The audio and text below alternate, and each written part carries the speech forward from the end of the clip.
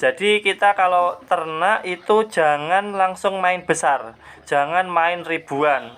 Kita main kecil-kecil dulu, pokoknya intinya kita mainnya dari apa yang kita punya dulu.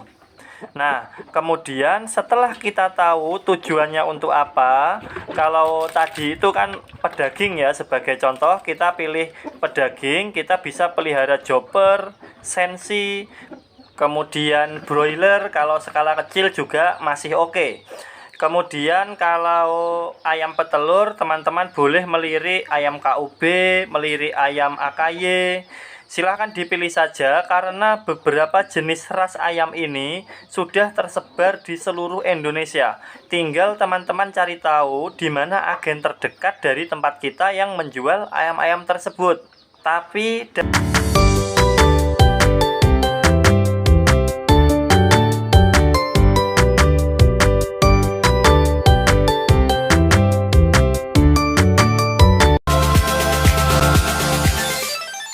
bagaimana kabarnya? Semoga kita semua senantiasa diberikan kesehatan dan juga keselamatan dimanapun kita berada. Kami ingatkan untuk selalu melihat kolom deskripsi karena di sana ada beberapa info berharga, siapa tahu berguna bagi teman-teman semuanya. Seperti biasa, kita akan sharing-sharing tentang dunia perayaman. Kali ini kita akan coba membahas terkait dengan beberapa pertanyaan. Bagaimana kita memulai sebuah usaha peternakan ayam kampung, khususnya adalah peternakan mandiri. Memulainya bukan dari yang modal besar, tetapi dari apa yang kita punya. Seperti yang sudah sering kami ulas di video-video sebelumnya, bahwa memulai sebuah peternakan itu tidak selalu dimulai dari sebuah modal yang besar. Karena apa? Modal yang besar itu resikonya juga besar. Apalagi kalau teman-teman dalam dunia peternakan itu masih baru. Maka inilah yang akhirnya banyak teman-teman yang mengeluh di media sosial. Di sosial media itu karena melihat YouTube disebutkan untungnya sekian juta penghasilan dari beternak dan sebagainya. Akhirnya modal yang ada diinvestasikan semuanya ke ternak. Akhirnya ambyar hangus semuanya. Jadi kembali ke pertanyaannya. Tadi pertanyaan di awal, apa saja sih yang perlu kita persiapkan? Jadi yang pertama yang harus teman-teman persiapkan ketika baru memulai sebuah usaha peternakan, yang pertama adalah teman-teman harus tahu jenis ternak apa yang perlu diternak. Jadi contohnya begini. Kalau targetnya ternak ayam pedaging dengan masa panen lebih cepat, teman-teman boleh pilih ayam chopper, atau mau lebih cepat lagi bisa pilih ayam broiler. Tapi kalau ayam broiler tentunya untuk membuat sebuah kandang ayam broiler yang sistem close house itu biayanya juga nggak sedikit. Di sini kita berbicara soal yang kecil-kecil dulu saja. Dan ayam broiler tentu pasarannya juga berbeda dengan ayam kampung. Jadi kita kalau ternak itu jangan langsung main besar, jangan main ribuan. Kita main kecil-kecil dulu, pokoknya intinya kita mainnya dari apa yang kita punya dulu. Nah, kemudian setelah kita tahu tujuannya untuk apa, kalau tadi itu kan pedaging ya, sebagai contoh kita pilih pedaging, kita bisa pelihara chopper, sensi, kemudian broiler kalau skala kecil juga masih oke. Kemudian kalau ayam petelur, teman-teman boleh melirik ayam KUB, melirik ayam AKY. Silahkan dipilih saja karena beberapa jenis ras ayam ini sudah tersebar di seluruh Indonesia. Tinggal teman-teman cari tahu di mana agen terdekat dari tempat kita yang menjual ayam-ayam tersebut. Tapi dalam hal ini kita harus hati-hati dengan penipuan. Hati-hati dengan banyak maraknya penipuan belakangan ini. Jadi belum memulai ternak sudah kena tipu duluan, kan kasihan. Nah, setelah kita sudah tahu jenis ternaknya, misalnya mau jadi pedaging aja dulu, maka ternaknya fokus target daging. Kemudian yang kedua, pangsa pasar. Teman-teman boleh tanya dulu ke pasar, berapa sih harga pasaran dari ayam-ayam di daerah kita ini, harganya berapa? Kita pura-puranya mau beli ayam ke pedagang seperti itu. Jadi kita akan tahu di pasar itu harganya per kilogram atau per ekor. Kemudian kalau sistemnya per ekor itu per ekornya berapa, kalau per kilonya berapa. Misal per ekor itu nanti hantam ratanya berapa. Nah, kalau kita sudah tahu, selanjutnya yang ketiga yang perlu teman-teman ketahui adalah sumber daya pakan. Karena ingat, kita ternak ayam kampung, khususnya ayam kampung seperti yang kita tahu, kita kalau masih mengandalkan pakan pabrikan, untungnya pasti sangat tipis. Ternak ayam kampung seperti ini dan teman-teman hanya murni full pabrikan, kalau nggak untung tipis ya kadang malah rugi. Karena untuk masa panen ayam kampung ini relatif lebih lama ketimbang ayam broiler. Kalau ayam broiler paling 35 hari atau 40 hari itu sudah panen dan bobotnya sudah tercapai.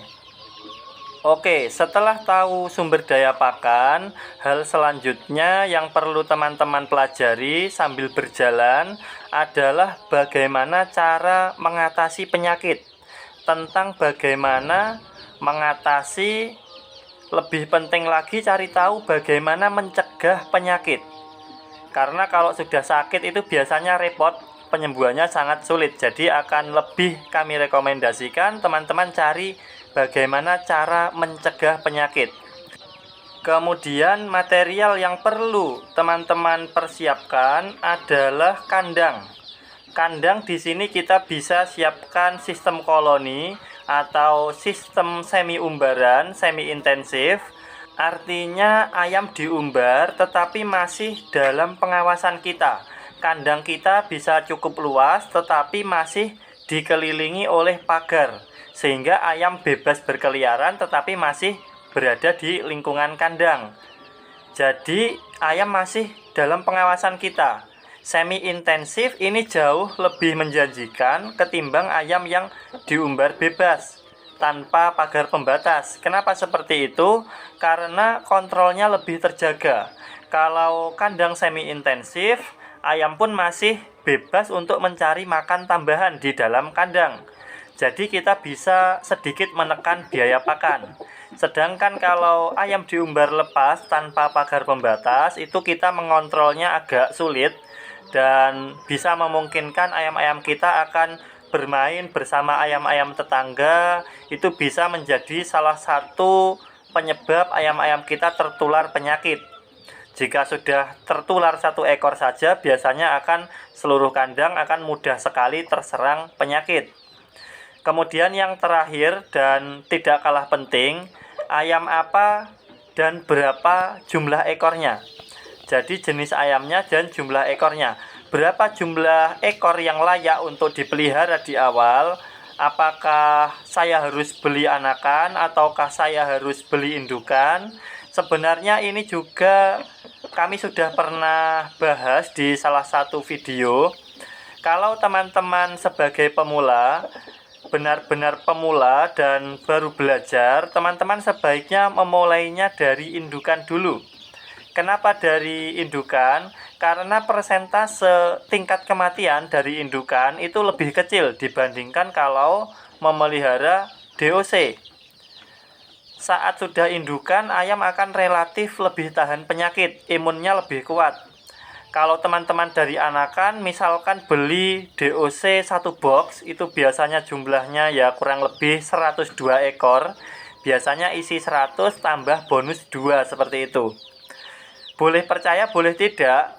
Biasanya kalau beli langsung 1 box dan kita belum punya pengalaman, itu rata-rata tingkat kematiannya bisa mencapai 30%. Bahkan banyak juga yang sampai parah itu mati sampai 50%.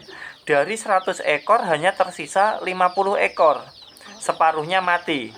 Jadi di sini pentingnya kita memulai dari indukan.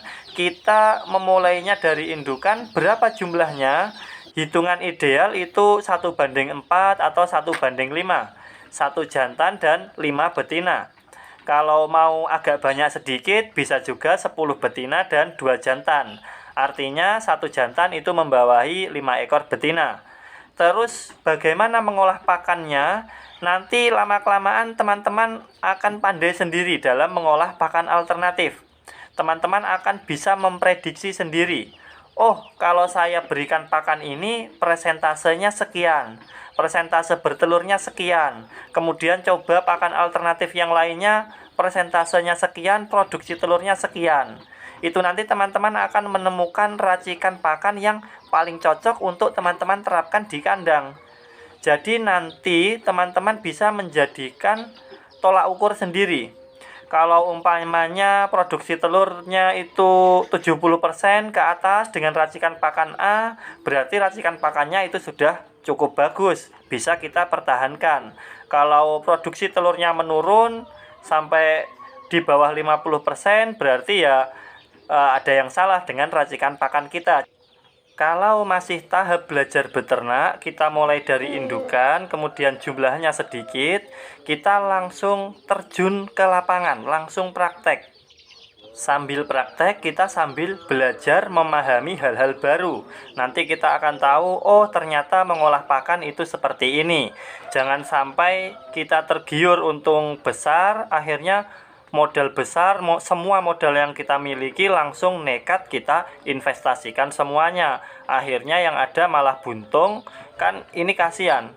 Jadi saran kami, teman-teman tetap menggunakan metode konvensional dulu, kalau perlu seperti itu. Pakai indukannya dibiarkan angkrem dulu, tidak perlu mesin tetas dulu. Kemudian telurnya nanti menetas, dipelihara, dibiarkan bersama indukannya dulu. Kalau masih belajar seperti itu dulu juga tidak masalah, sambil kita belajar mengolah pakannya. Nanti kalau sudah mengolah pakannya itu sudah semakin mahir, semakin ahli, baru kita mulai meningkatkan produksi telurnya, bisa kita pakai mesin tetas seperti itu. Kemudian kembali ke pertanyaan di awal tadi, masalah modal. Untuk masalah modal ini menurut kami relatif, dan ini semua kembali ke kapasitas kita masing-masing. Kalau kami tetapkan modalnya sekian, standarnya sekian, maka itu tidak akan relevan. Kenapa? Karena belum tentu ketika kami bilang angka sekian, belum tentu teman-teman mampu. Jadi idealnya itu begini. Kalau masalah modal, itu kita mulai dari apa yang kita punya.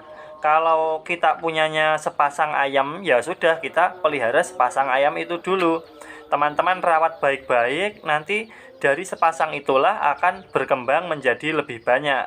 Jadi prinsipnya beternak itu sederhana. Menurut kami yang penting kita terus mau praktek. Kita mulai dari sedikit dulu sambil belajar, bisa kita lihat YouTube, lalu kita coba dulu. Kita jangan langsung aplikasikan secara gila-gilaan. Ketika kita lihat sebuah YouTube memberikan metode seperti ini, seperti itu kita coba dulu, tetapi dalam jumlah sedikit dulu. Kita uji coba dulu di kandang kita. Kalau dirasa cocok, dirasa hasilnya bagus, bisa kita teruskan. Tapi kalau kita coba tidak cocok, mungkin pertumbuhan ayamnya tidak bisa cepat, atau mungkin ayam kita malah trouble, maka kita bisa coba dengan metode lain. Misalnya kita menggunakan metode jamu-jamuan, atau mungkin menggunakan metode non-vaksin, tapi ternyata tidak cocok, cocoknya pakai metode vaksin, ya pakai yang vaksin, seperti itu. Jadi simple. Dengan begitu, apakah kita akan berhasil? Ya, dicoba dulu. Jangan langsung percaya dengan video. Kita coba dulu, tapi jangan banyak, mencobanya sedikit. Kita lihat perkembangannya seminggu 2 minggu. Kalau bagus diteruskan, kalau jelek tidak perlu diteruskan. Karena memang kadang suatu metode itu cocok diterapkan di sana, tapi tidak cocok diterapkan di sini. Jadi jangan lupa untuk selalu melihat kolom deskripsi, karena di sana ada beberapa info menarik, siapa tahu berguna bagi teman-teman semuanya. Apabila ada salah kata, kami mohon maaf yang sebesar-besarnya. Terima kasih sudah menyimak video ini dari awal hingga akhir. Tetap semangat raih cita-cita.